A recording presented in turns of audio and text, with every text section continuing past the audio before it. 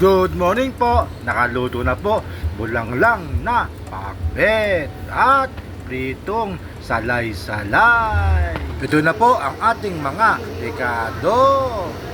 Hiwain na po natin ang ating sibuyas at kamatis. Ilagay na po natin ang ating sibuyas at kamatis sa ating tubig. Ilagay na din po natin ang ating pritong bangos, ang ating sahog. Takpan po natin at buksan. Kumukulo na po, ilagay na po natin ang ating pakbet.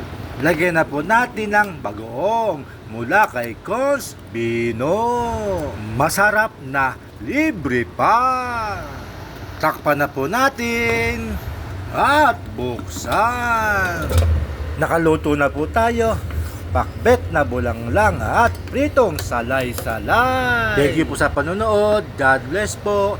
Kung nagustuhan niyo po ang aking video, paki-follow and share naman po. Bye-bye. Thank you po.